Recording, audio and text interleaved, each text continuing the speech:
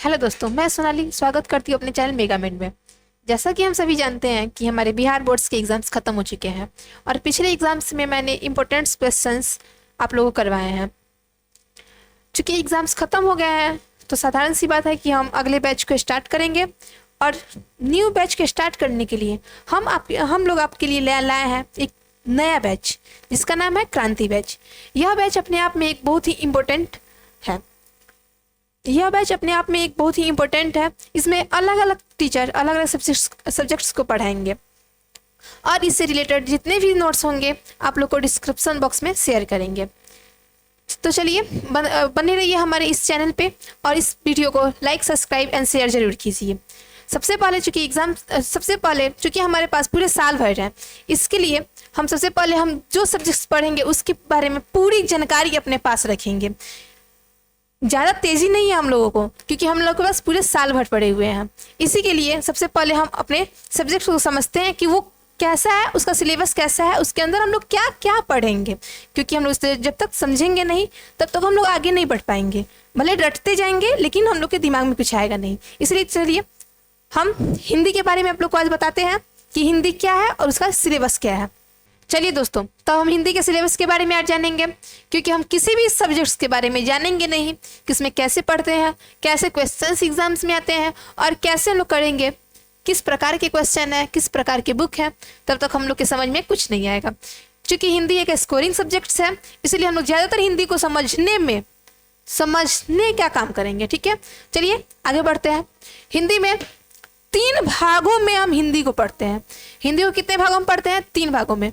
सबसे पहला है गोधूली, मेन बुक है गोधूली, जिसमें 24 लेसन्स है, 24 भाग है, जिसमें से 12 है गद्यखंड के। अब ये गद्यखंड क्या है? गद्यखंड है जिसमें कहानियां होती हैं। हम कहानियों को पढ़ेंगे इसमें और उसी से रिलेटेड क्वेश्चंस को कराएंगे। अब हम क्वेश्चंस कैसे कराएंगे आप लोग को ये जानिए। हम जिस वीडियो में जिस चैप्टर को पढ़ाएंगे उसी का आंसर अपने डिस्क्रिप्शन बॉक्स में शेयर करेंगे। अब दूसरा है 12 काव्यखंड के। इसमें मात्र कविताएं हैं। इसको आराम से हम लोग पढ़ेंगे, समझेंगे, क्योंकि ऐसा माना जाता है कि जिस दिन हिंदी की कविताओं को पढ़ो, समझो या कहानियों को, उसी दिन उसका आंसर अपने आप दिमाग में फिट हो जाता है। अगर हम कहानी को बढ़िया से पढ़ लेंगे, समझ लेंगे, तो आंसर उसका दिमाग में फिट हो जाएगा, तो हम लोग को रटने की जरूरत ही नहीं है। अगला है वर्णिका। इसमें मात्र 5 लेसन है, 5 लेसन ओनली।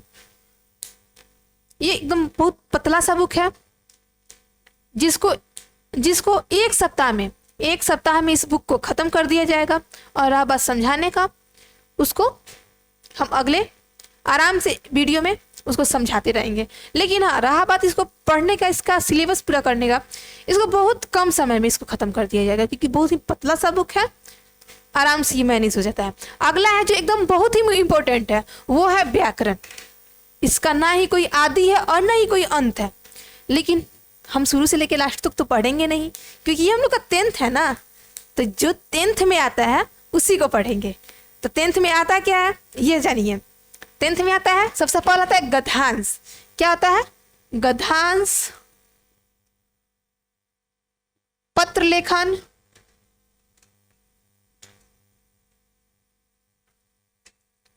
आवेदन।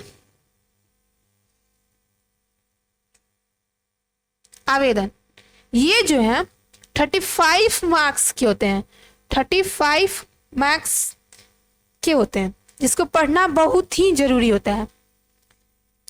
और सबसे पहले अब ये जानेंगे कि एग्जाम्स में कैसे, अब इसमें 35 तो आ गए, तो भाई इसमें से कैसे आते हैं।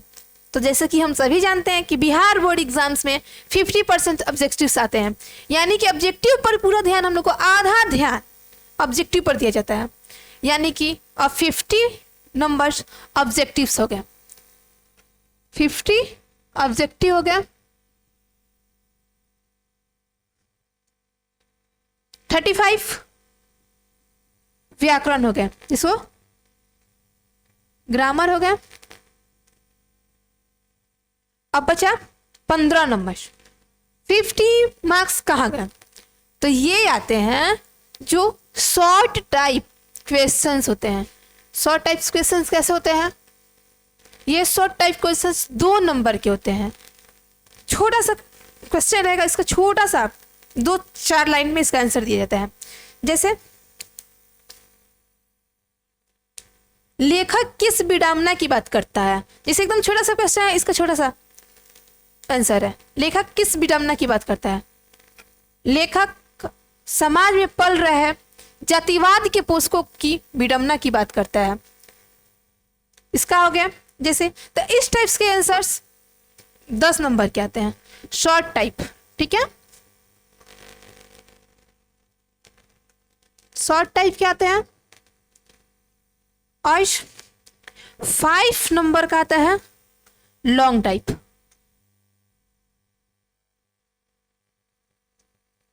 Long type. अब ये जो 15 नंबर है और ये जो ऑब्जेक्टिव्स हैं, अब ये निश्चित नहीं है कि ये गद्य खंड से आएंगे कि काव्य खंड से आएंगे, कि दोनों से किस चैप्टर से आएंगे और किस चैप्टर से ज़्यादा आएंगे, किस चैप्टर से कम आएंगे। या कभी कभी तो ऐसा होता है कि किसी लेसन को तो उठाया ही नहीं जाता है, उसमें से ना शॉर्ट टाइप आते हैं, ना लॉन्ग टाइप आते हैं, नहीं ऑब्जेक्टिव में एक भी आते हैं। तो इससे बेहतर है कि हम शुरू से अंत तक इसको पढ़ें, एक एक चैप्टर इसको पढ़ें, समझें और अपने दिमाग में फिट करें कि हम लोग को आगे तो रटने की जरूरत ही नहीं है। ऑब्जेक्टिव तो पढ़ेंगे और आराम से इसका आंसर फटाफट दे देंगे। तो चलिए अगले वीडियो में हम पढ़ेंगे गोधुली भाग 2 के पहला लेसन, जिसका नाम है जाति प्रथा और श्रम विभाजन, जिसके लेखक हैं डॉक्टर भीमराव अम्बेडकर। उन्हीं के बारे में ज़्यादातर चर्चा करेंगे और इस बुक को आराम से पढ़ाएंगे और समझाएंगे। इसके लिए बने रहिए हमारे वीडियो में और हमारे वीडियो को लाइक कीजिए और शेयर कीजिए और हमारे चैनल को सब्सक्राइब करना नहीं भूलिए। चलिए मिलते हैं अगले वीडियो में। जय हिंद।